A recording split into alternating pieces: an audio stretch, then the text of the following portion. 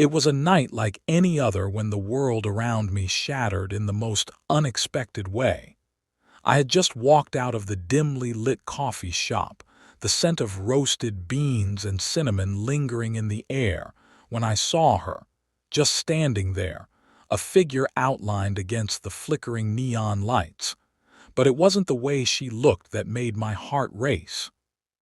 It was the expression on her face, the raw panic, the quiet desperation in her eyes that mirrored something deep inside me, something I hadn't even realized I was hiding. As I took a hesitant step toward her, my mind screamed at me to turn away, to leave her to her own unraveling. After all, I didn't know her. We were strangers, and strangers didn't owe each other anything. But in that moment, it felt like the universe was pulling me towards her, a force stronger than reason.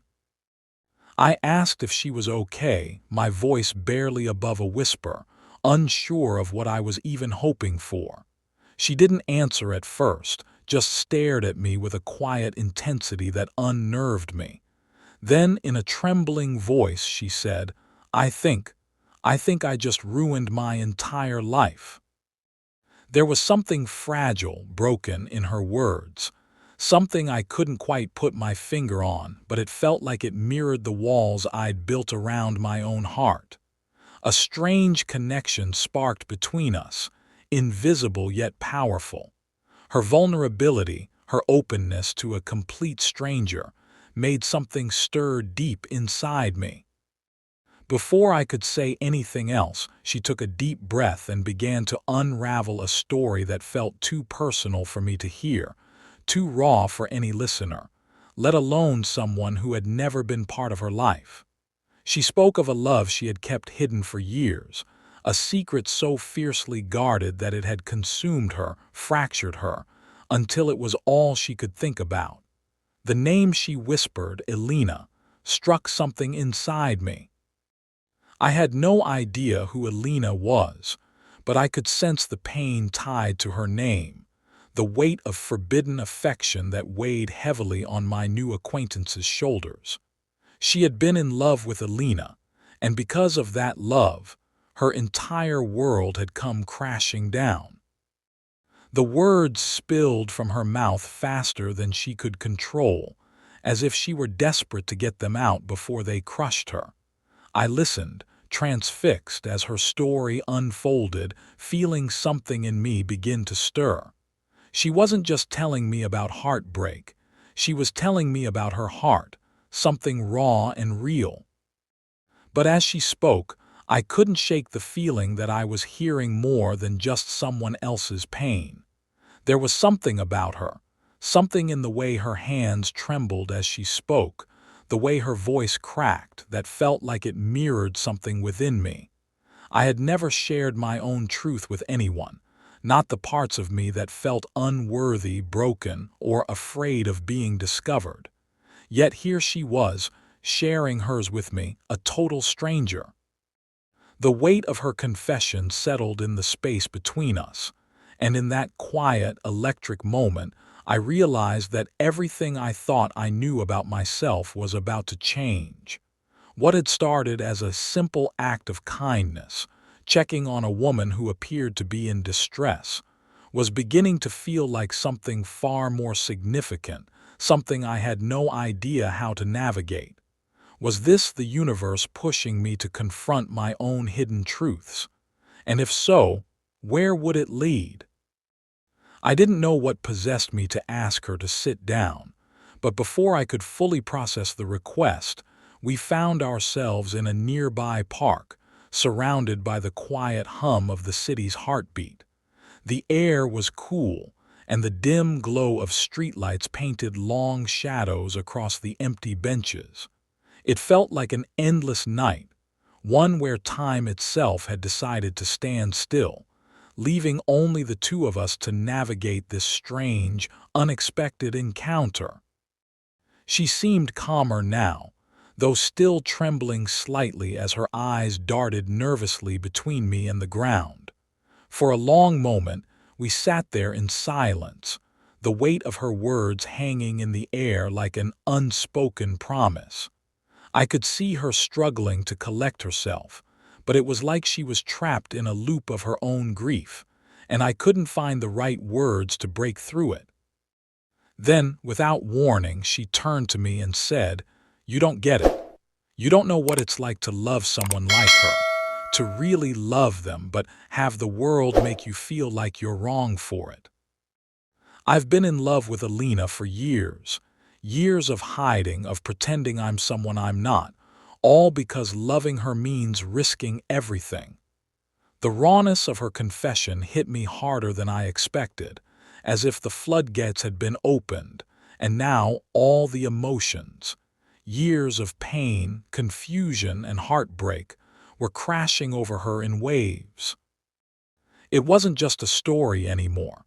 It was her life, and I could see how every word she spoke had carved into her soul, leaving scars that only she could understand. The way she said Alina's name, almost reverently, sent a jolt through me. I could feel the ache of it in my own chest, even though I had never met this woman, never even known her before that moment. But it was the next thing she said that really changed everything, that shattered the fragile distance between us. I used to think that maybe one day things would be different, that I'd find a way to be with her. But it's too late. It's all gone now. She's getting married to someone else. Her voice cracked with the weight of those words, and my chest tightened in sympathy. I didn't know why, but suddenly, I felt this inexplicable desire to do something, to fix this, to take away her pain even though I didn't know how. I had never been one for grand gestures, never been one to involve myself in someone else's turmoil. But something about her sadness, her vulnerability, pulled at me in ways I couldn't explain.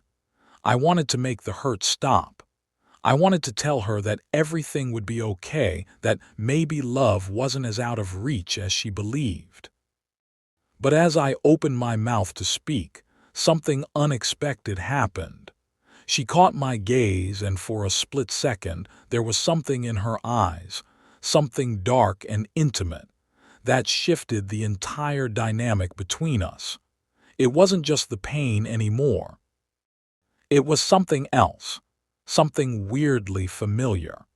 It was as if she saw something in me, too, something that mirrored the longing and isolation she was feeling, like we were both two strangers drawn together by an invisible thread of shared experience. And in that moment, I realized that her pain was not just hers, it was mine too.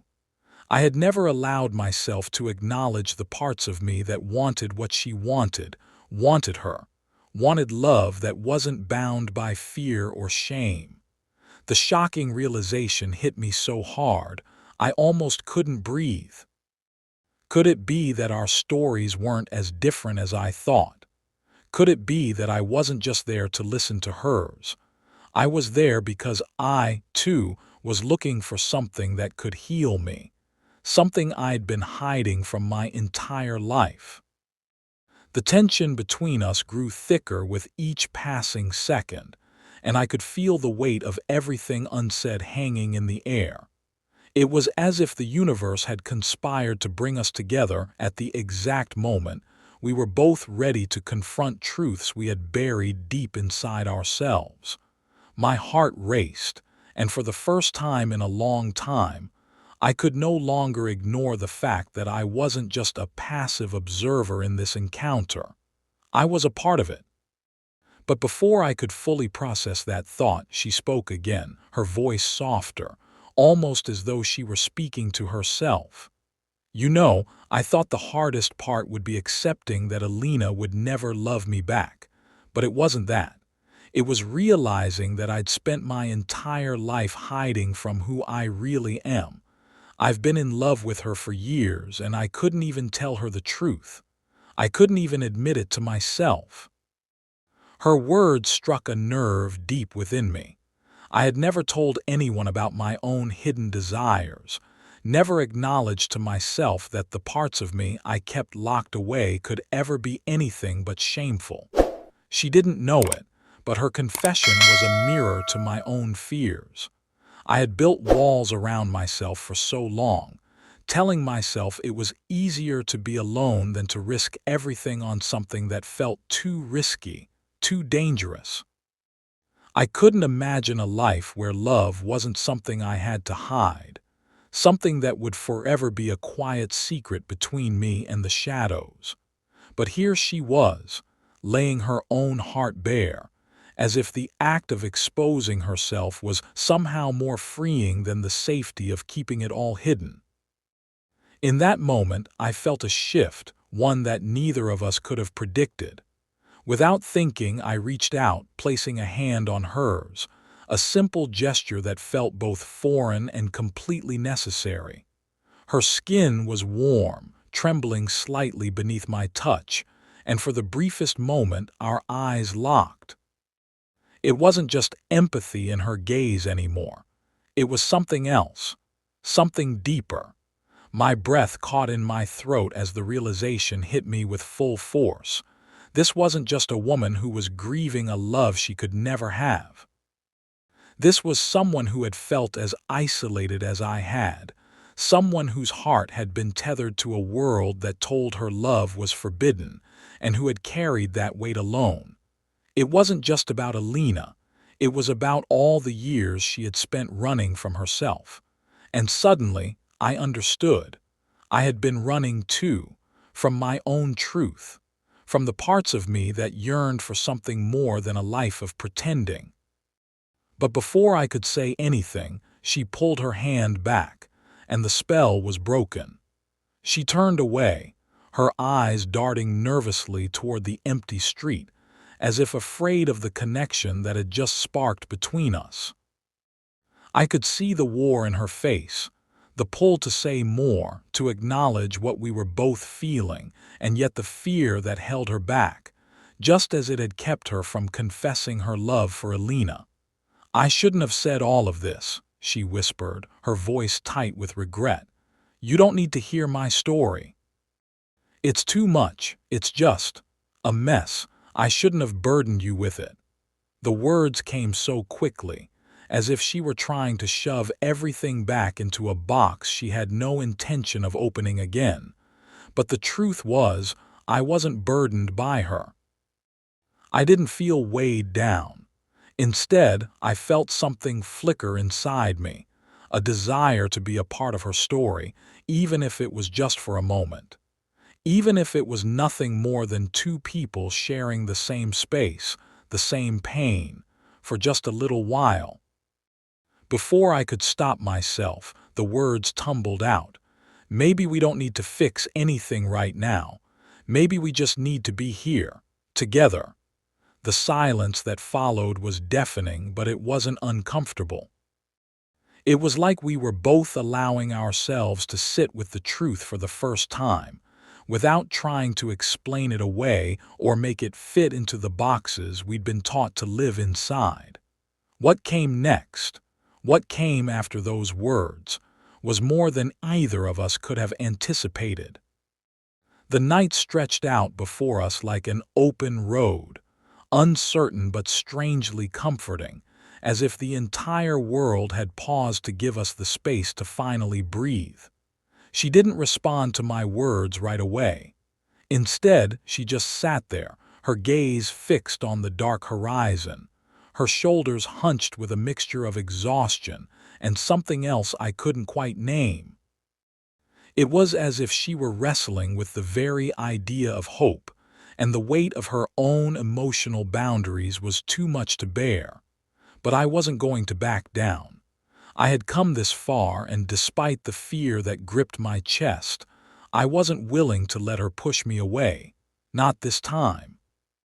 After what felt like an eternity, she turned toward me, her eyes searching my face as if trying to read something I wasn't sure I was ready to show.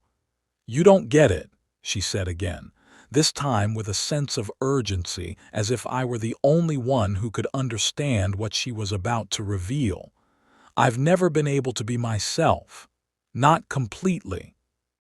I've spent my entire life pretending to be someone I'm not, pretending that I could live without being true to who I really am. And Alina, she was the first person who made me feel like I could actually be me. But now it's too late. I've lost her. And all because I was too afraid to take that leap, to tell her, to tell anyone. The weight of her words felt suffocating. I understood that kind of fear all too well, the kind of fear that keeps you trapped in your own skin, suffocated by the thought that the world will never accept you for who you truly are. I knew what it was like to love in secret, to love without permission, to spend your days hiding your heart away as though it were something shameful. But as I watched her unravel before me, a part of me realized that what she was truly afraid of wasn't just losing Alina, it was losing herself. Without thinking, I reached for her hand again, this time holding it firmly in mine. She didn't pull away, didn't hesitate, and in that moment something clicked, something bigger than either of us could fully understand. "You didn't lose yourself," I whispered, my voice rough. "You were never lost. You were just waiting for the right time to step into who you really are. And Alina, she might not be the one to walk that path with you, but that doesn't mean you're alone. I'm here. We're both here." The shock in her eyes was almost too much to bear, and for a moment I thought I had overstepped. But instead of pushing me away, she took a slow, shaky breath and nodded, her eyes filling with unshed tears. "You don't even know what you're saying," she murmured. But it wasn't rejection in her voice. It was something else. Something that felt like a door cracking open just a little, like a sliver of light breaking through years of darkness.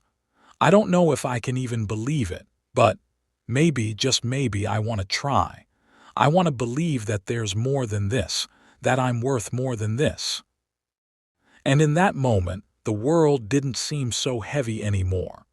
The distance between us had shifted, transformed, until it no longer felt like we were two strangers sitting together on a cold bench at midnight. It felt like we had somehow become something else, something deeper, something not just bound by our individual struggles, but by an unspoken understanding that we both needed to hear. Neither of us had the answers. Neither of us knew where this fragile connection would go, but there was something in the air between us that felt like a beginning I couldn't walk away from, no matter how afraid I was. But just as I thought we were on the verge of something I hadn't dared to hope for, she whispered the words that threw everything into turmoil. "You don't know who I really am." Her voice was barely audible, but the weight of it crushed me. And suddenly, I realized, this wasn't just about love. This was about identity, about the parts of us we keep locked away for fear of rejection, about the possibility that even in the safety of shared pain, we might still be strangers to one another. Her words hung in the air like a fragile thread, one that could snap at any moment, and for a long second, I didn't know what to say. I thought I had already stepped into the deepest parts of her world, but this was something I hadn't expected. "What do you mean?" I asked, my voice trembling slightly, unsure of what she was trying to tell me, unsure if I even wanted to know. She swallowed hard, her eyes dropping to our intertwined hands, then back to me. The silence stretched between us, thick and unyielding. It was as if she had just placed the last piece of a puzzle in front of me, and I didn't know if I was ready to see the full picture. I'm not who you think I am," she said, her voice barely above a whisper. "The person you're sitting here with, this is just a mask. The person I've been trying to be is not even close to the real me. You see, I'm not just in love with Alina, I'm in love with her and with you." The last words hit me like a tidal wave, drowning out everything else. She took a sharp breath, her face flushed with embarrassment, but I could see something raw in her eyes. This wasn't just an admission of affection, this was a revelation, a dangerous truth she had buried deep inside her for far too long.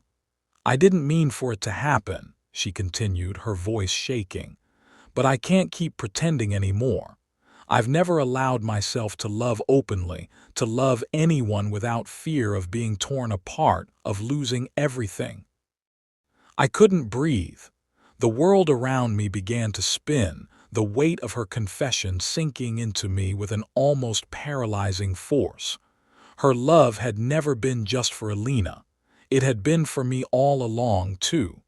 The revelation shattered the delicate shell I had built around my own heart, and in that instant I understood something deeply profound. This connection, this bond, wasn't just an accident. We were both hiding parts of ourselves that we had never dared to face, let alone share with anyone else. In the space of a few words, everything that had felt so complicated, so impossible, became suddenly, terrifyingly real. But even as I processed what she had said, a dark cloud of doubt hovered over me. Could I really be the person she needed? Could I be the one to offer her what she had kept locked away for so long? I had never allowed myself to imagine love in this way, not like this, not with someone who could see through the walls I'd built, someone who saw me, all of me. And yet here she was, revealing her heart to me with an honesty that took my breath away. "I don't know what to do with this," I whispered, my throat tight, as if admitting the truth aloud would somehow make everything more dangerous. "I never expected this. I didn't think I could feel like this." Her lips parted as if to speak, but no words came. The vulnerability between us had grown so intense that it felt almost unbearable. Yet, despite the chaos of emotions swirling around us, fear, confusion, yearning, I realized something. This wasn't just about her secret or Alina's absence. It was about us. The love she had feared was impossible had been quietly growing between us two, even if we hadn't acknowledged it until now. And just as I thought I might collapse under the weight of it, she looked at me with eyes full of hope and uncertainty, and whispered, "Maybe we don't have to figure everything out tonight. Maybe we can just start by being honest." And in that moment, I knew that this wasn't the end of our story. It was the beginning.